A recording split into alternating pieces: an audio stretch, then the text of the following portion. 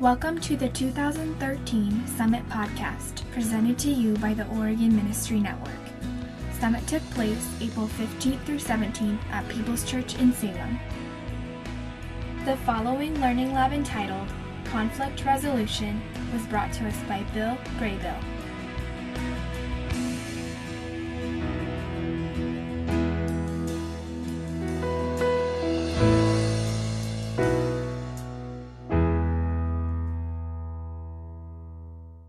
Well, let me just kind of introduce why I kind of got into this conflict real quick. Back in the 90s, I went back to get my doctorate. My dissertation was on conflict. I used Ken Sande's book.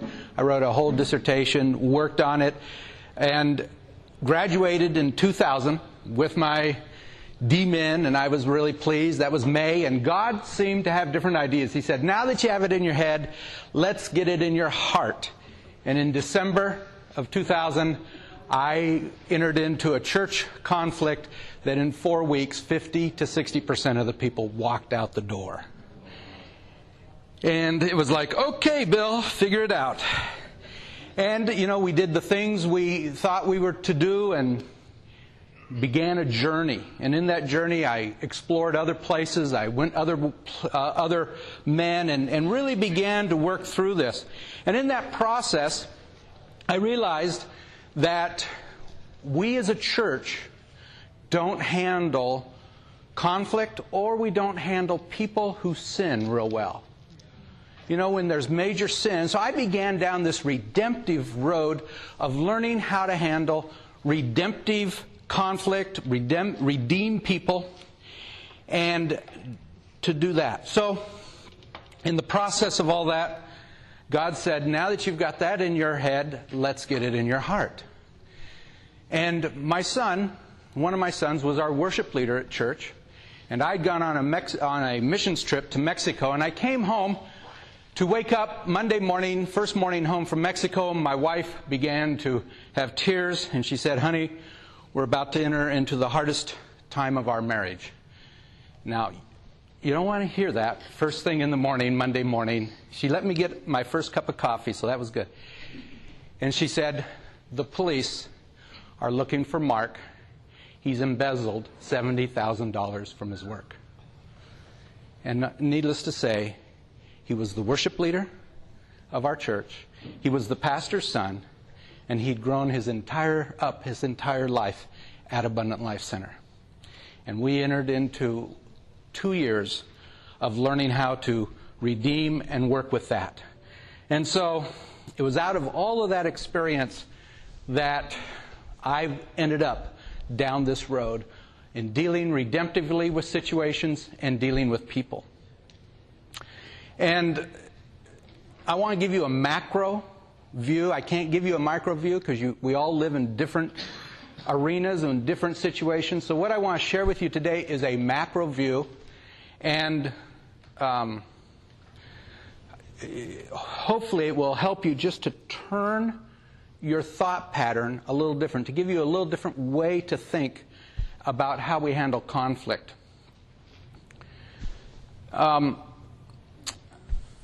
Basically, I have several goals today. I want to make you aware that there's a redemptive culture that we can put into our situations, and nothing I say in that area will be new because it's all kind of just in the Bible.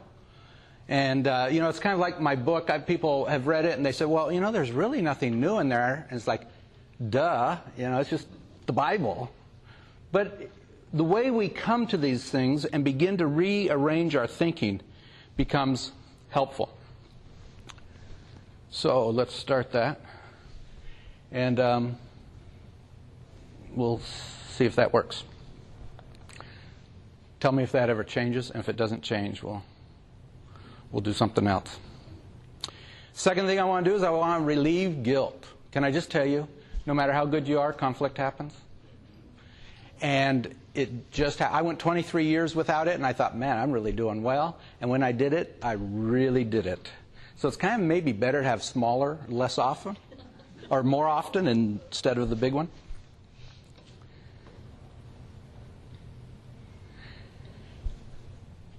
I want to reassure you that there's life after conflict. There is life after conflict. When you pastor, it's like we live day by day. And I understand as pastors, I've been at Jefferson now 35 years, and I understand how every day seems huge. And finally, I want to make available some resources just that I've found to help you and to serve you at the end. That's not working. Well, let's see what happens next. Is there anything happening over there? So it's happening here. Is it happening on your? It's working on here. Is it? But it's not on the laptop. Okay. So if it's on your screen, that's okay then. So let me ask you a couple questions. What is your greatest source of conflict? There's A, B, C, D, E on your screen at the bottom. There should be a place to fill it in. If you have that, just hit it. And for some reason that's not working. I think it's so slow. It's just not. It's Okay. So I'll tell you what. We won't worry about that. And if you want the overheads when we're done, I'll give you the overheads. I'll send them to you. But let's talk about it. When was the last time you had conflict? Anybody in conflict now? I know. Okay, 1, 2, 3. Yeah. Okay. How about the last month? 2 months. Last 2 months. Have you? Okay. 6 months? Has there anybody not been in conflict in the last year? Okay. Conflict is real. And we really kind of just really hit it. What was the source, the greatest source of your conflict? Was it, now, maybe I shouldn't, see, if we had this, it was all private and no one knew what you were raising your hands for. Maybe I should change that. I was going to ask, things like, was it a board? Was it your leadership team? Was it the people in the congregation? Or was it in the family? There's conflict kind of comes to all those areas. But I really don't want to just kind of do it out publicly because sometimes that's a little harder. How well do you handle conflict? On a scale of 1 to 10, I would just want you to think about it. How well do you handle conflict? And by that, I mean engaging in it. Most of us handle it by ignoring it and hoping it will go away. But on a scale of 1 to 10, where would you put yourself? And just kind of think about that. A lot of us as pastors think we probably do really well. But I think sometimes I fool myself in thinking how well I do this because I have this savior complex that I deal with. I think I need to be perfect. And I can't let anybody know that I'm not perfect in the congregation. Am I the only one who has that? Probably. So I want to talk to you about 7. That thing is really not moving, is it? Jason, see if you can make that laptop do something. I don't know what, but I want to talk about 7 elements of a redemptive culture. And and these are scripture. I sat down one day and I listed about 50 redemptive elements that I find in the scriptures. And I just sat down and I just started working on this. And then I began to combine and add, and I come down to about 7 things that needs to be in our culture as a church where we can openly resolve conflict in a better way. So number 1 is we have to be relational. We have to be relational. And by relational, I mean that people have to matter more than work. What time are we done, Boyd? Let me look here. We're done at 2:30. At 2:30, okay. And we want questions. We'll have some questions at the end. So by that, I mean people matter more than getting the work of the ministry done. And sometimes we think we've got to get this done, but in doing that, we sacrifice relationships with people. People matter. The opposite of relational is utilitarian. Do we just use people to get what we want done? And if we're a strong leader or a visionary leader, we tend to be utilitarian in the way we handle people. I know that in my own life, I struggle against utilitarianism. I want stuff done. I want projects done. And so I become utilitarian. And we need to be relational. If you create a culture of relationship, you will find commitment. The result of relational is you will find commitment from your people. Without relationships, there's not the level of commitment. Commitment comes out of relationship. When you get that relationship, you'll find commitment. Number 2, transparent. A culture has to be transparent. If you will create a transparent culture in your church, you will find trust. Because people trust when they can see and know and understand. And so that's why it has to be transparent. By transparent is you have to have inspectable integrity. Inspectable integrity.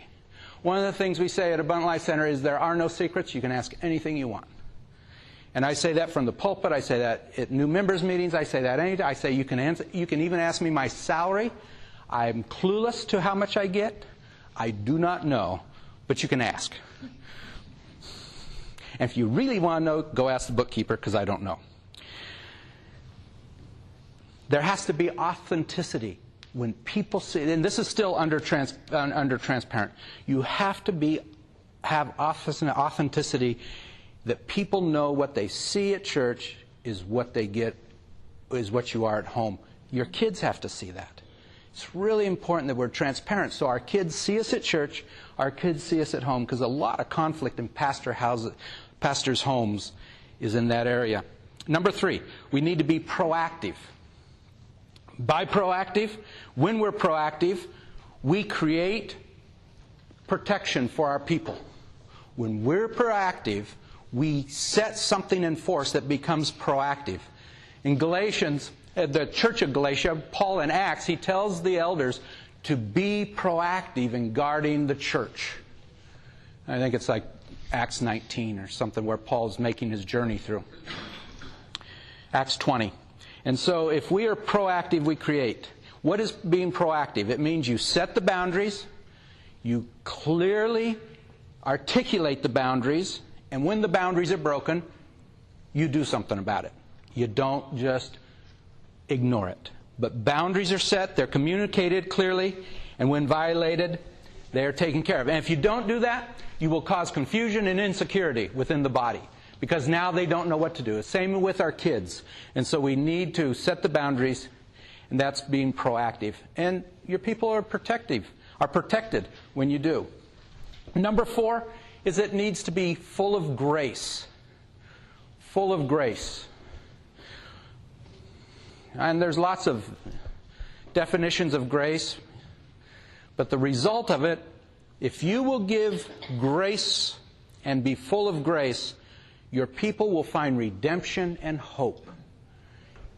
Grace gives hope and redemption. And if we had time, the journey I took with my son Mark was an incredible journey of restoration, redemption, and hope. And it was the grace extended to him that allowed him to come out of that, and he was always hopeful. Now, when you're graceful, you have divine enablement to help people come through without condemnation.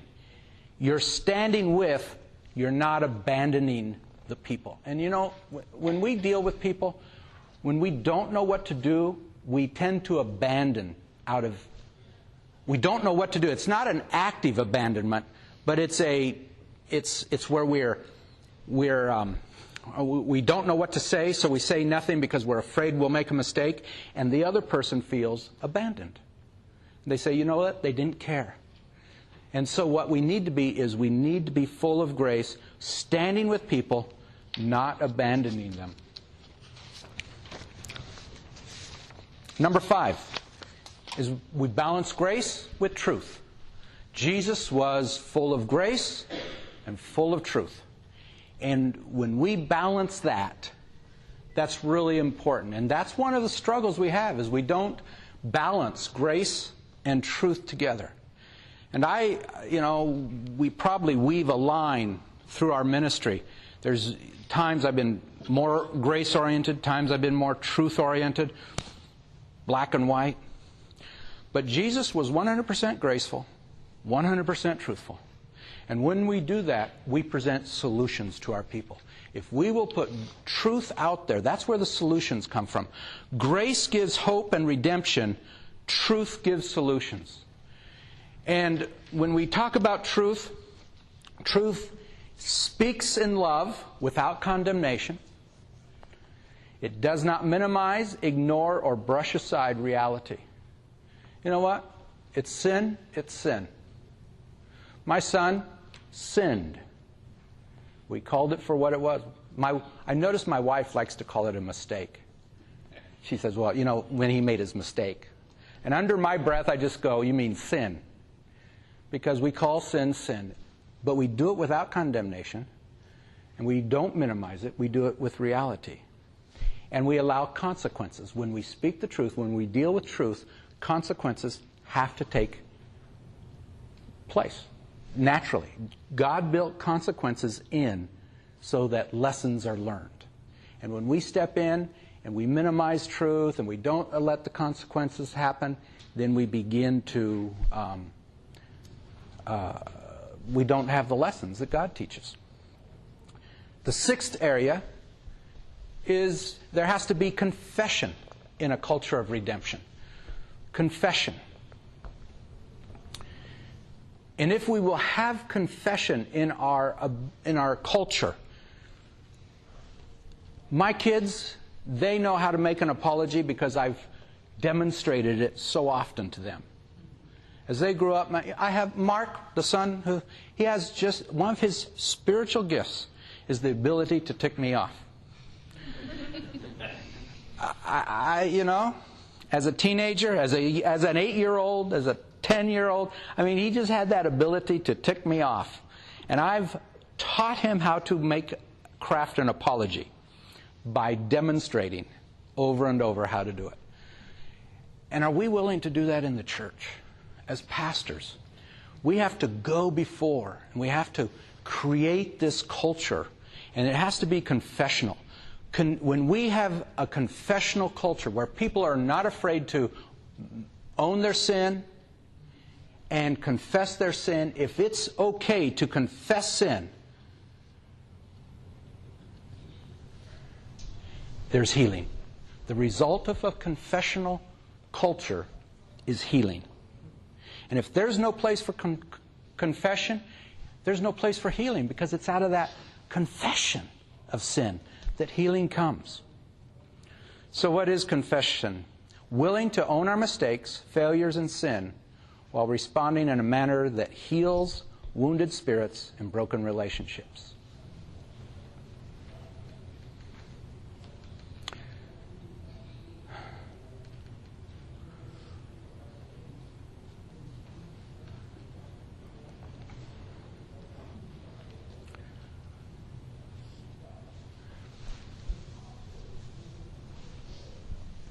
I know in my own life, this has not been easy.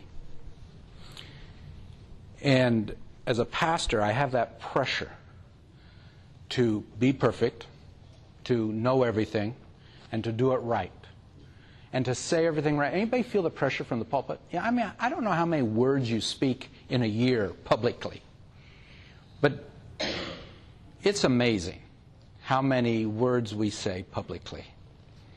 And there's really problems. I mean, there's really pressure to do it right. My mother was 85 years old, I think, when this happened. She sat down there, and she had another older woman with her, and they always sat on the second row. And I called them old ladies. And my mother didn't even catch it. She didn't know. I just said, you know, the old ladies or something. And it was fine. Because my mother would never go to the senior center because that's where old people were. And she just wasn't old. But the other lady, who was an elder's wife mother, she got offended, highly offended at me.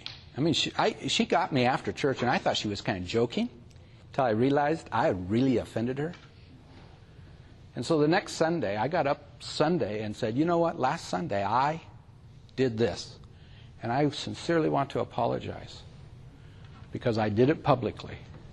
I apologized publicly.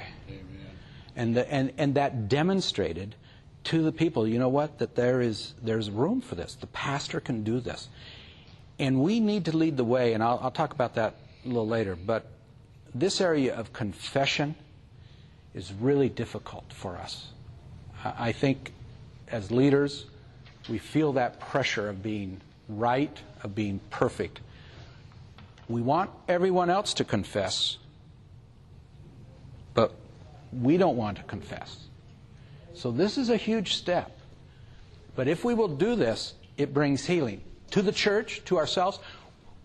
We, as I told you, in December, January, the church split 60%, 50 to 60% people left that month. I got up and said, we're not going to talk about this person. I did everything I could. And a year later, we had a guest speaker in, and he spoke on the issue of listening to an evil report. And I thought, oh, that was interesting.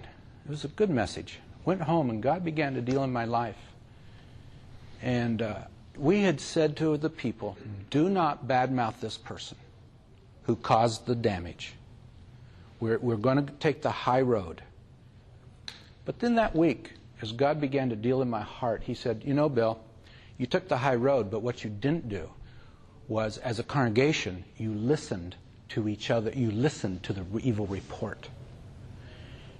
And I went back the next Sunday and I preached a message. I reiterated what he said, and then I just simply said, next Sunday we're going to have a confessional service. We're going to have confession of sin because we have listened to an evil report.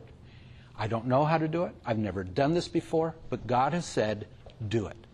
So we came back, we fasted and prayed that week, and then on the following Sunday I said, I was clueless what to do. I didn't really want to do it.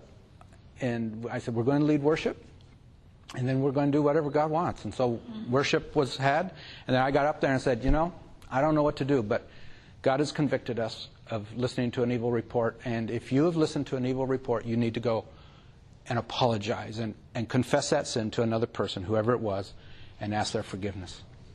And I went and sat down because I didn't know what else to do. All of a sudden, there was a line in front of me. Now, you don't want a line in front of you on Confessional Sunday. You know, it's like, okay, what's going on here? And people began to go to each other. And I remember one man specifically said, you know, I never doubted you, but I listened to all the talk, and it put something in my spirit that just set me on edge against you. And will you forgive me? And he confessed that. That was a major, there's many major comeback Sundays or events, but that was a major event in the healing of our church, was having a confessional Sunday. Why?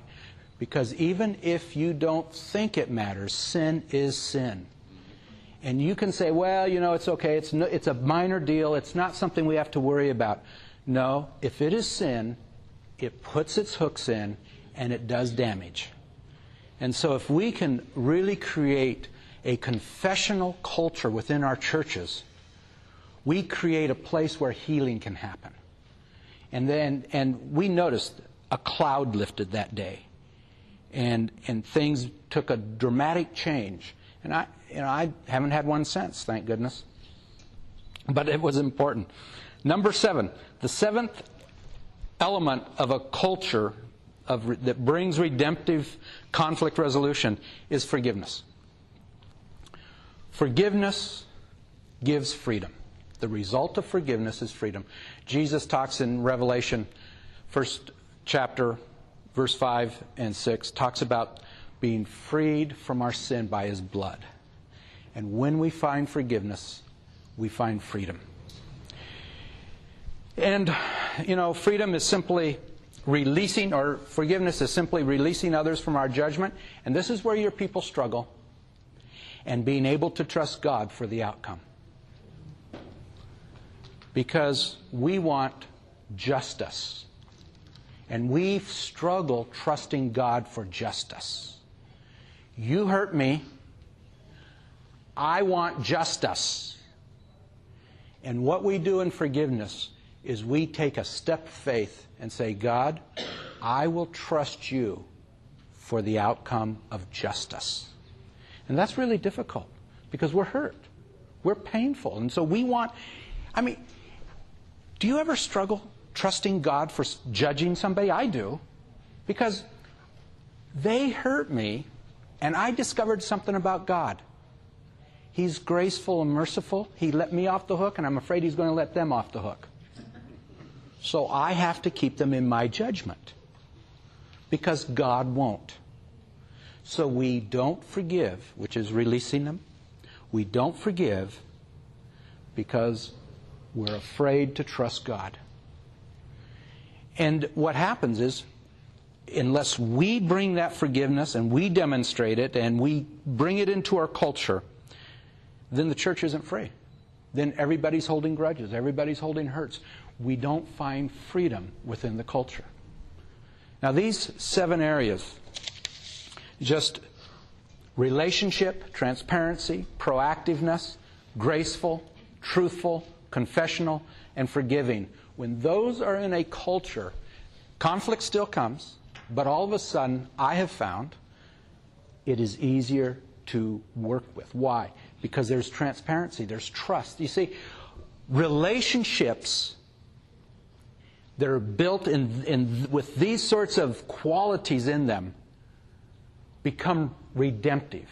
Now, what's a redemptive relationship? A redemptive relationship is simply a relationship where I prefer you above myself. You become more important than I do. So I am now going to work at resolving this for you as well as... We, in the business world, there's win-win. And I do not believe win-win is a biblical concept. Because in that, I think that there's another step that we go. In win-win, I'm trying to get what I want while you get what you want. I think there's something higher. I think God calls us to a higher standard. And that is that I should be more concerned about you getting what you need and then making sure I get what I need. So you become the focus. And if we have 2 people who are redemptively working, they are both working to go across the relationship. And we get better solutions. We get better relationships, better healings, better outcomes if we go beyond win-win to a redemptive win-win. Preferring others above yourself. Any questions about those 7? I want to talk about roadblocks and how we do that, but any questions about those 7? Comments? Yes? What do you do when you recognize within you the issue of the problem, but the other person sees it as your fault, not that they have any faults? Yeah. So I'm just going to repeat for the microphone to make sure I got it correct. So what do you do when you understand that you have a problem, or there is a problem? There is a problem, or they are causing a problem. Uh-huh. But they think it's... all on you, and they're not causing it. Right. How do you even... You go down the store, buy a gun, and shoot them. It's very simple.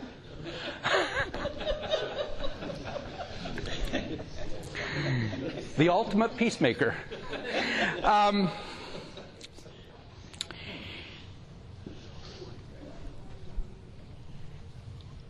First of all, you acknowledge that you do have a problem. Okay? Even if they're causing it, let's say that it is totally their fault, which is not true. But we still know that we've responded in wrong ways. And we go and we deal with our issues without any expectation, so we don't become manipulative. But you know what? There's nothing you can do about them. There's nothing you can do about them. I do coaching, and one of the things about coaching is I work with you, not them. And, well, the way is, no. I'm working with, opportunity to work with 2 brothers who own a business, and they're both blaming each other. And I said, if we coach together, it's you dealing with your stuff. And then we have to trust God. At some point, come in, because there's nothing I can do. And if I start attacking, I create a defensive wall, and I can't get in. So I own my stuff. Any other questions or comments about the cultural elements? I was just wondering if And I think that these 7 things you brought up really apply in every situation when it comes to conflict. But do you have any specific advice when it comes to a church team beginning to develop vision and direction together, and the natural conflict that comes up when people disagree there, and how, as a leader, to kind of steer through that and handle it? Yeah, conflict is good in those settings. It's really good. There's a book called 5 Dysfunctions of a Team. Really recommended in that because they go to extent. It's Patrick Lencioni. I can never. Is that Italian or Hebrew? Huh? It's foreign. I know. Lencioni. Yeah, Patrick Lencioni. Great book. 5 Dysfunctions of a Team. And it specifically addresses how to build the team so conflict is positive. And so I'd recommend that. It's a good book. Well, what do you do if the conflict's with somebody that's has authority over you? So it's not somebody that's underneath you but above you, so it's like your leader. Well, that's a great question. What do you do with somebody who your conflict is with over authority over you? You learn to appeal to authority. And in doing that, you always have to be respectful. And you never blame in the sense of, well, you're an idiot. Why'd you do that? But you appeal by presenting the facts, not going down emotional roads. And you do it in a way, and communication really becomes essential here. A lot of times when we communicate conflicted situations, we don't pray up. We don't plan our presentation. We don't practice our presentation. So we get in there, it's nervous because it's a higher person. And if we're not careful, we begin to communicate poorly, which then usually turns poorly and sets up a defensive wall. And so when we go, we need to appeal with respect, appeal to the situation, say, this is what I perceive it as, this is what I am feeling, and I just want to present it to you. And, I'm not here to do anything other than appeal to your authority. And I would even use that, I appeal to you to reconsider or to consider this and do that. Okay? Is that helpful? Yeah. Good. Okay. I want to talk about roadblocks. I want to talk about external and internal roadblocks. Because these all sound good, and these are really good, and they're biblical, and I have scripture and I have all that, and we don't have time for all that. But there's some roadblocks that when you're in the pastorate, I want to give you 5 external, 5 internal. Number 1 is a rigid culture. That's a culture that's not open to change. Now, I'm not going to give you all the answers to these because we don't have time. I want to finish with plenty of time for questions. But I want to draw your attention. All I'm trying to do is give you a macro view and say, if you will shift your paradigm and you will begin to look at what elements are missing, and you don't get number 10s out of all of them, do a survey of your situation on a scale of 1 to 10, evaluate each one, and then take the lowest one and raise it 2 numbers. That's all. That'll make a huge difference. Just one up, one place up. Don't try to make 10s out of all of them because you'll go nuts. And so with the roadblocks, there's the rigid culture, and these are not open to change. There's the dysfunctional culture.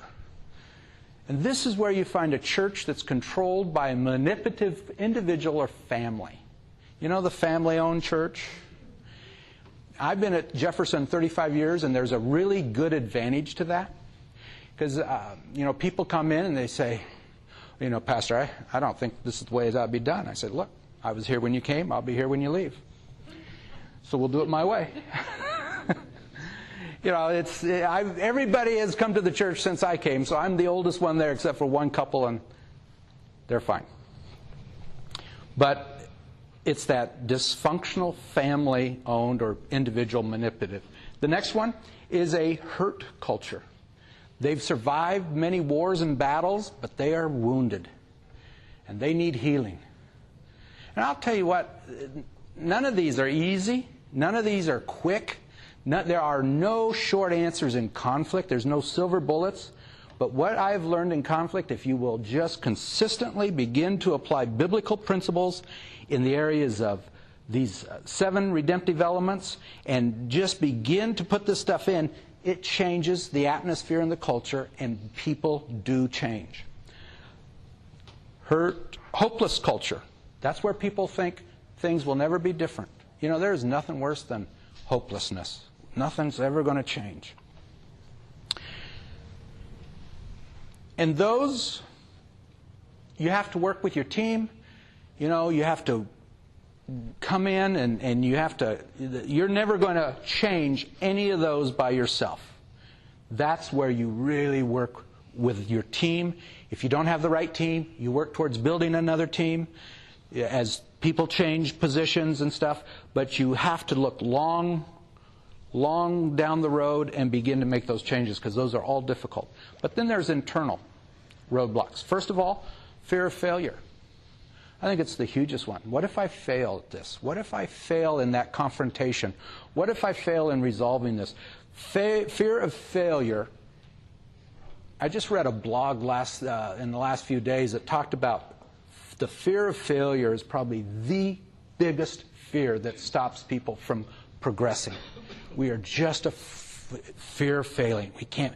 And pastors, we live with that savior complex. At least I got to save the world, save my city, be all things to all men. You know the scriptures. Fear of being vulnerable and hurt. That's where we say, been there, done that, have the t-shirt, not going there again. And can I tell you something about relationships? They hurt. My wife is over here, and she will tell you, we've walked relationally for probably 28 of the 35 years. It took me a few years to kind of make that transition. And she will tell you, they hurt. But I'm convinced that they are the most biblical way to walk in relationship within the body of Christ. And I will go to my grave walking relationally, even if it's with a knife in my back. Because that is my commitment to walking relationally. It hurts, but I will do it. And so I'm committed to it. Now, I don't say it has to hurt. I'm just saying there will be hurts. It doesn't have to hurt. I have best friends. My best friends are on my elder board. My best friends are on my elder board. Now, I think that's healthy because we work well and they stand up to me, and it's not a yes, no, it's not a yes rubber stamp thing. But we've walked together because of relationship. Fear of reaction of others. It isn't worth the trouble. I'm going to let the sleeping bear lie, because if I start stirring the hornet's nest, I don't know about you, but every time I started really making changes, it was like sticking a stick into a hornet's nest. I just got beat up. I mean, it's kind of like, okay, we aren't going to do any more changes. This is too painful. But it's the reaction of others, and so it isn't worth the trouble. And finally, the fear of damage. The fear of making it worse or hurting people. I don't want people to hurt. I don't want them to leave the church, and so we're paralyzed by fear of doing more damage. Can I tell you what? The conflict is going to do it anyway, so go for it. Because the conflict, that underlying conflict, is going to eat you up. And then there's the solution. I want to just give you 2 solutions. Just 2 easy solutions. One is God. And I really mean this. Psalm 127:1 says, unless the Lord builds the house, they labor in vain. And God is the secret weapon in conflict. We need to be praying. We need to submit ourselves. I mean, God is huge, and I don't want to minimize that in any sense by giving you, well, you do this, this, and this. Ultimately, God saves me. And I mean, when it comes to conflict, He is working and doing things, preparing hearts, prayer, we're transitioning. I'm transitioning out of the pastorate. Jason over here is taking over the pastorate. I've been there 35 years. God said, long enough, move over. And so I'm moving over. And we just had to make a staff change because of the transition. And we were kind of nervous about firing somebody. You don't fire anybody in church, do you? Because it always will bite you. And we prayed and we prayed. And it was like Jason said, that's the easiest firing I'll ever do. And because it was just God. I mean, it just went through. The second thing is what I call the 3 stones of David. You know, David went and got 3 stones. One is instruction. You need to be instructing your church. You need to be teaching your church. You need to be learning yourself. You need to, if I can say so, shift a paradigm so that you think differently about culture, about how you react. And it's a learning process. I still read books. I've been doing this now 15 years. I read conflict books all the time. I read anger management books all the time because I need all the help I can get because I still watch my wife when we're driving down the road and I say something stupid and she goes, oh, I just did it again. And so we're always learning. And we need to instruct ourselves. And we need to be instructing our people. We need to practice. The second thing, somebody taught David how to use that sling, and then he went out and he practiced. You know, David didn't pick that skill up by himself. Somebody sat down with him and said, son, this is a sling. These are rocks. You put it here. You do this. And then he went and he practiced. And we need to just practice. I practice these things. I play with these things. I just kind of use them and try to get them natural. And then number 3 is find competency. And may I say this? You will never find success. You find competency. Competency increases the opportunity for success. But success is not dependent on you. There's another person in the conflict. There's somebody else who is making choices. And while you can do everything right, you don't necessarily have success. But you can have competency in how you do it. So I really do want to say how to do that. I wish these slides were working because I have some resources I'd like to help you with. I have an article called 5 Steps to a Redemptive Culture. It's how you go from here into your church. You do these things to create that. And if you want that, if you leave me your email address, name, first name, last name, email address, or a business card, I will email that to you. And if you don't mind, I also have a newsletter. It goes out once a month and just offer more tips and information on conflict management. But it's a 1,500-word article that just walks you through the 5 steps to start putting this into your church. And if you want to go, I have a blog, and there's some free stuff on there.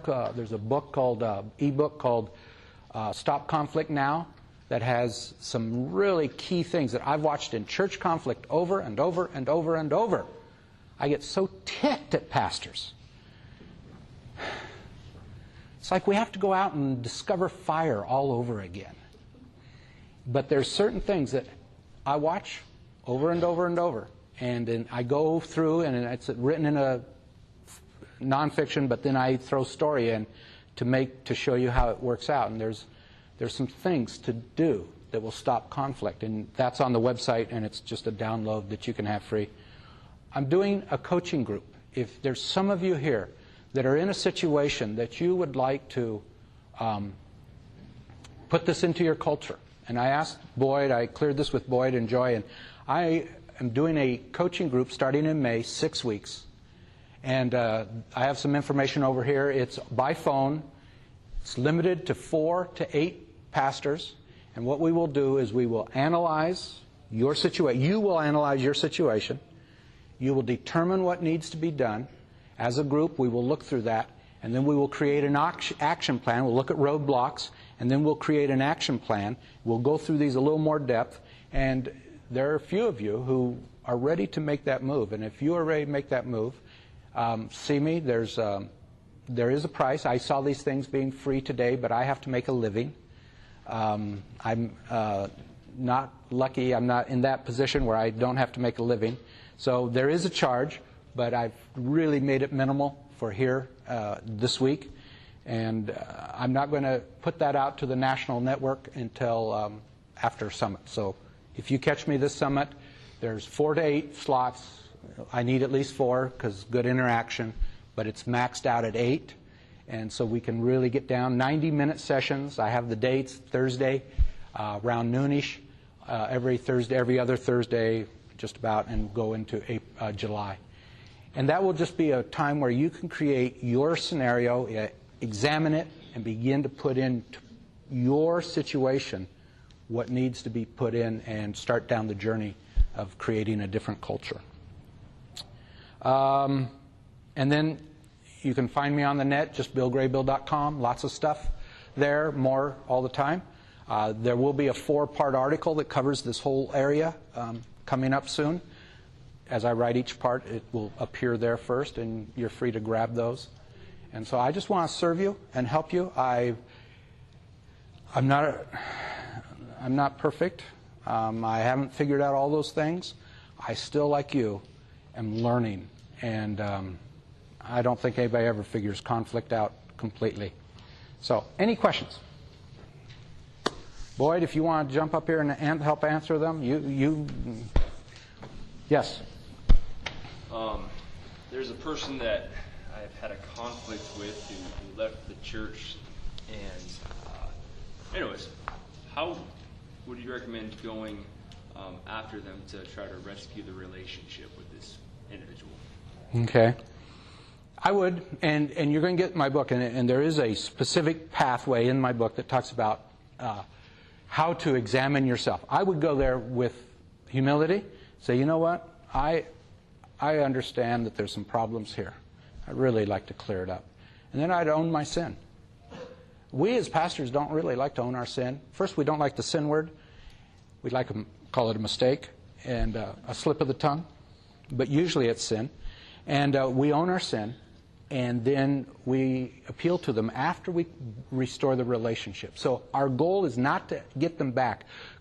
Redemptive conflict resolution is about restoring the relationship to find better solutions. If you don't go after solutions, go after relationships. Restore the relationship. And if you create a strong relationship, now you have 2 people working on a solution, both sides.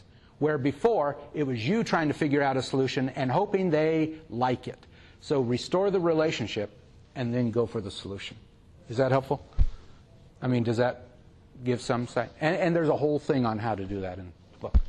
What happens if you try and the person just refuses to have a relationship with you? Is there anything you can do in that situation? Or I don't want to say it's them, but Well, there's something I call chocolate cake theology. And that's where you go and you create not a store brand, not Western Family, but the best chocolate cake you can with the best icing, and you take it to them. Now, figuratively speaking, you love them. In what way they want loved. Okay? Because the toughest weapon to resist is love. I mean, look what happened in this room. You know how God captured your heart? One way. He loved you. I only know one person who he scared the hell out of, literally. My brother, when I witnessed to him, I talked to him about the coming of the Lord and what was going to happen in Matthew 25 and, end times. And he had the hell scared out of him. He wanted to get saved, so he didn't have to go there. But almost everybody I know gets loved into the kingdom by God. And so the most powerful weapon is simply finding out how they want to be loved and love them. Now, does that always work? There's still another person on the other side. But that's what we do. That's what God did to us. God did not twist my arm. God came to me in love, captured my heart because he loved me. And it wasn't bad. He didn't condemn me. He didn't tell me I was a jerk. He didn't, which I was. He just loved me. And so, if it works, that's. So in other words, Bill, you cannot control the other person. You present. You present the redemptive relationship. Yeah. There was this guy who, when he walked out on that Sunday that the church split, he wrote me the nastiest email. So nasty. He lost all spelling and grammar skills. It was horribly written. It was misspelled. He was so angry. He ran a lawn care company. And my family, we just kept sending business to him. Just say, we sent you. And people would say, oh yeah, can we get you a mower lawn? Yeah, the Graybill sent us. Bill sent it. My mom, he used to go mow my mom's lawn, and she'd go love on him, and we just got him business. And we just got big accounts for him, and then one day I saw him. He just threw his arms around me. Oh, it's so good to see you. And I thought, wow. I mean, I was scared to pull into he was mowing my mom's lawn, and I was afraid to go in because I thought, he's going to run over me with the mower or take the weed whacker at me. And all I can figure is, all we did for 2 years was send him business. We just sent him business. Said, tell him Bill sent you. Thank you for listening to the 2013 Summit Podcast. For more information on the Oregon Ministry Network and our events, please visit our website at oregonag.org.